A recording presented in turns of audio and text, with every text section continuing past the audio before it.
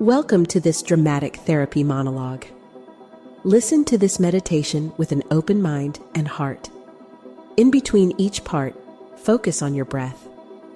Start now by inhaling deeply through your nose and slowly exhaling through your mouth.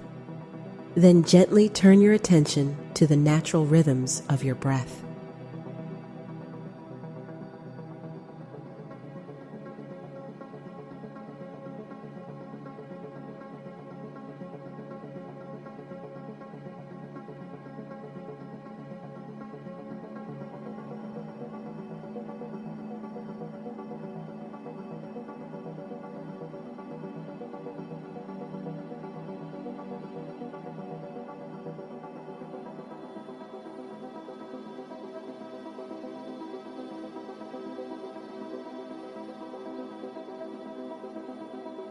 When I was 7, my mother used to tuck me in at night with this little song about the moon.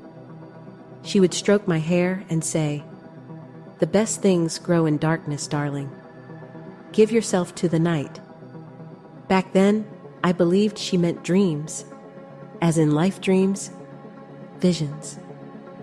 I would close my eyes and float away, knowing she was right there in the hall if I needed her. My world felt soft, forgiving.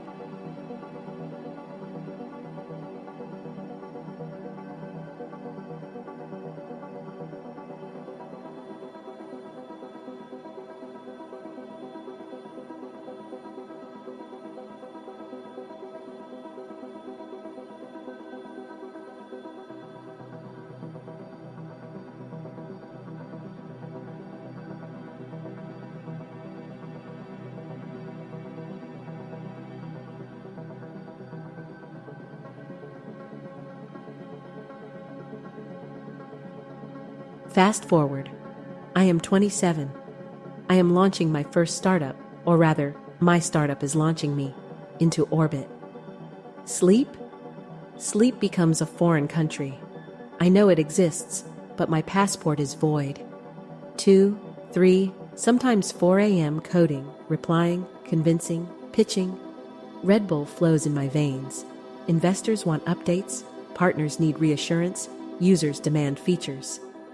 Everyone says, push, push, grind, grind, and I do. I do with the promise that someday, the sleep deprivation trophy will buy me freedom.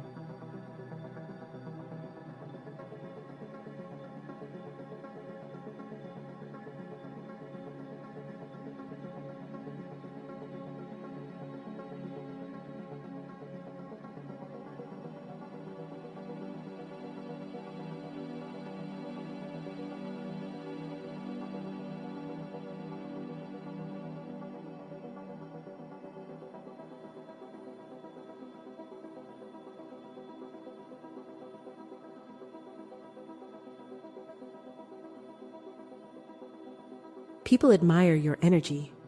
Strangers call you unstoppable. But inside, a fog settles over your brain. My memories blur. I remember staring at numbers for minutes, trying to recall what they even meant. Making decisions that felt sharp at the time, but in hindsight, I see only chaos. Still, I could not stop. Every entrepreneur I admired boasted about waking up at 5. 5 is the holy hour. The world belongs to the early risers, they say. They never mention you must sleep by 10 to claim your prize.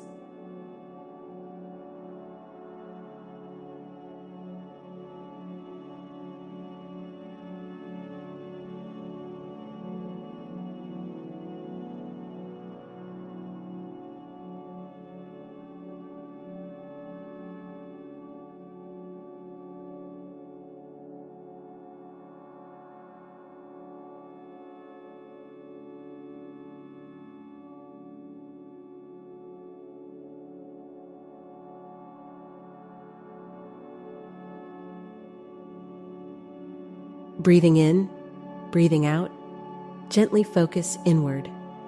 I want to tell you the truth, a truth I have tried to hide from everyone. The real cost of sleep lack is not failure on a pitch, a missed deadline, or a bug. The real cost is emotional. It is the moment you lash out at your co-founder, the friend who cared just a bit too much for your liking that day.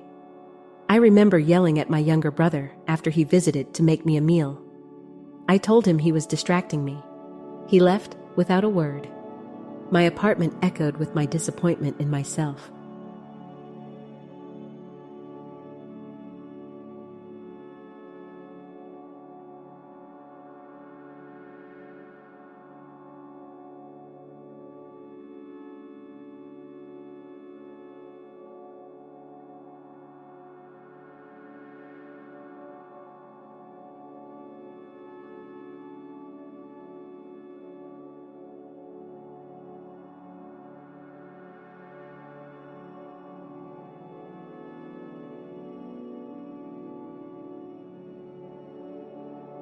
This is when the crisis arrived.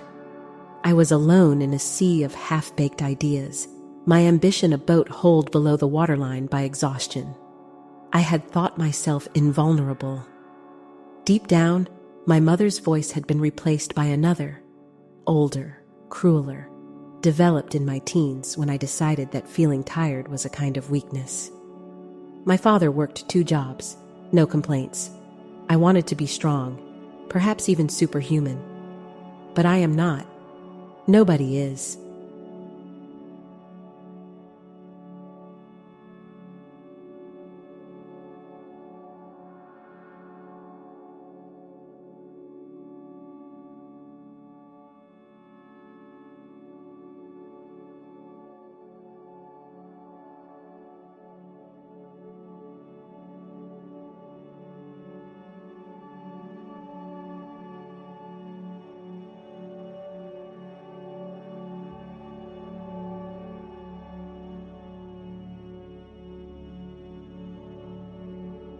I collapsed, quite literally, during a video meeting. My speech became soft and my vision shrank. I remember the looks on their faces: concern, embarrassment, annoyance. One colleague called the ambulance. I was humiliated, and in hospital, alone with the beeping machines, I realized I had been digging my own grave with pride. I saw myself clearly for the first time. Not a founder, not a trailblazer, but a human in need of rest, in need of kindness.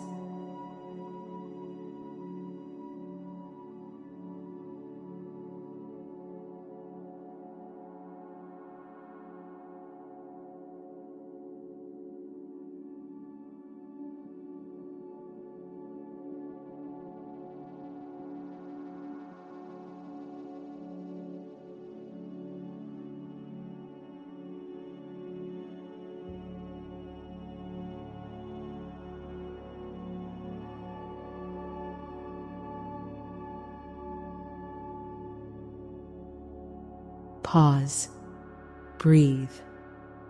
Gently, I invite you to forgive yourself for all the moments you have pushed too hard, too far. Let that tension go with each exhale.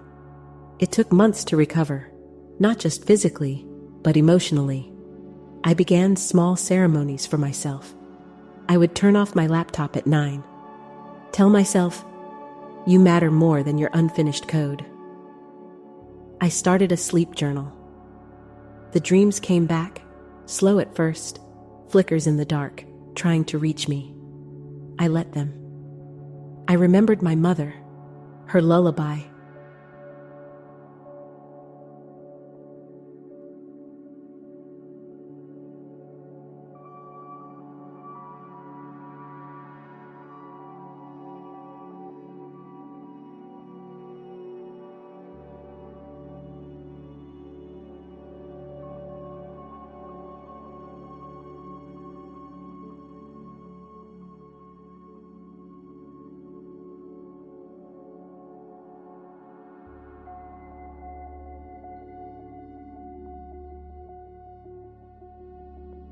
Now, I want to say something bold.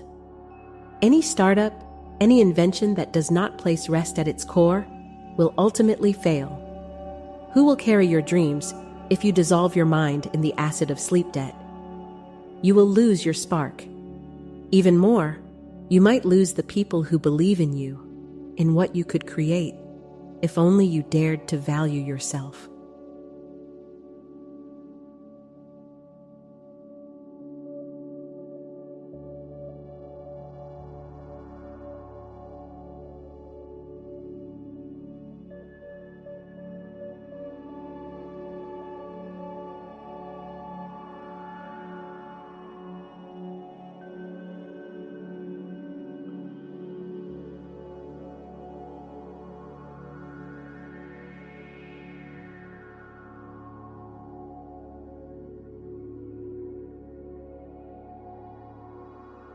I have learned that sleep is not laziness.